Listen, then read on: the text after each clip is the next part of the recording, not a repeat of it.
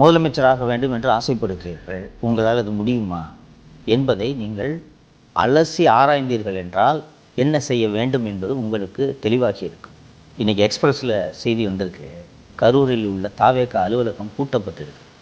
தாவேக நிர்வாகிகள் ஒருவர் கூட இதை விட கொடுமை. தாவேக குரூப்லேருந்து வாட்ஸ்அப் குரூப்லேருந்தே வெளியேறாங்க. எப்படி வாட்ஸ்அப் குரூப்லேருந்து வெளியேறாங்க? அந்த மாதிரி வாட்ஸ்அப் குரூப்லேருந்து வெளியேறின ஒருத்தன்ட்டு ஃபோன் பண்ணி கேட்டால், இல்லைங்க எங்களுக்கெல்லாம் தொழில் இருக்குது, போலீஸு கேஸு போட்டால் பிரச்சனையாகும். எதுக்கு? அனுபவம் வாய்ந்த கட்சித் தலைவர்கள் என்ன செய்கிறார்கள் என்று நான் சொல்கிறேன். 41 பேர் இறந்திருக்கிறார்கள். அதில் 38 பேர் கரூரை சேர்ந்தவர்கள். 38 பேர் சாவு வீட்டுக்கும் விஜயபாஸ்கர் போயிட்டு வந்துட்டார். எம்ஆர் விஜயபாஸ்கர் அன்று 2 மணி வரைக்கும் ஜிஹெச்சில் கரூர் ஜிஹெச்சில் இருந்தார்னு சொன்னேன்ல. 4:30 வரை இருந்திருக்கிறார். திருத்தினாங்க கரூர்லேருந்து அழைச்சி.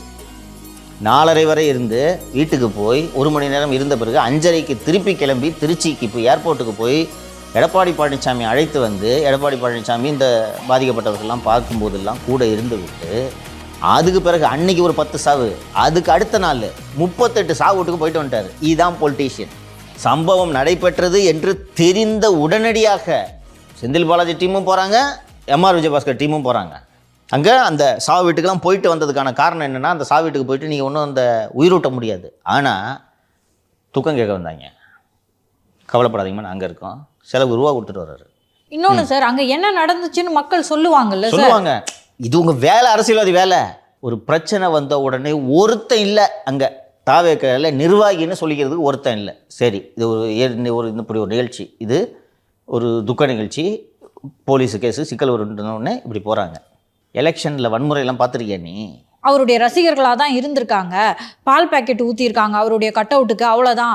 அரசியலுக்கு அவங்களுக்கு பழக்கம் இல்லை அப்படி சொன்னால், நாங்கள் ரசிகர்களாக இருக்கும்போதே அரசியல் படுத்தப்பட்டிருக்கோம், அரசியல் சொல்லி கொடுத்துருக்காரு எங்கள் விஜய்னு சொல்கிறாங்க சார். அப்போ என் கரூர் ஆஃபீஸை போட்டு ஓடுறீங்க, பிரச்சனை வந்து ஏன் விட்டு ஓடுறீங்க? வாட்ஸ்அப் குரூப்பை விட்டுலாம் ஓடுறீங்களே, இதுதான் யதார்த்தம். இதை விஜய் புரிஞ்சுக்கணுன்ற. இந்த கூட்டம் வரும், இதை விட அதிக கூட்டம் வரும். ஆனால் நின்று வேலை பார்க்குற கூட்டம் வருமா? போலீஸை எடுத்து கேஸ் வாங்குகிற கூட்டம் வருமா? செல்வ பிறந்தைக்கு ஆதரவாக இந்த வாலியை தூக்கிட்டு ஒரு கோஷ்டி இவன் போயிருக்கான். அந்த சென்னை ஜெயக்குமார்ன்றவன் நம்ம வீட்டுக்கு சாக்கடை விட்டு வந்தாலாம், அவங்கெல்லாம் போய் எடப்பாடி பழனிசாமிக்கு எதிராக ஒரு கண்டன ஆர்ப்பாட்டம் பண்ணிட்டாங்க. மறுநாள் அதிமுக மாவட்ட செயலாளர் பாலகங்கா அதே இடத்துல போய் செல்வ பிறந்தைக்கு ஃபோட்டோவை செருப்பால் அடித்து ஆர்ப்பாட்டம். தமிழ்நாடு பூரா ஆர்ப்பாட்டம். இதான் நெட்வொர்க்கு. இதை பண்ணணுன்னு அவங்களுக்கு தெரியுது பார். இதை பண்ணினோடனே அப்படி அமைதியான செல்வ பிறந்தைக்கு. இதான் அரசியல். இதை பண்ணுறதுக்கு இவங்களுக்கு தெரியுமா? தெரிய கூட செய்யும், அதுக்கு தைரியம் வருமா? வாட்ஸ்அப் குரூப் விட்டு ஓடுறீங்க.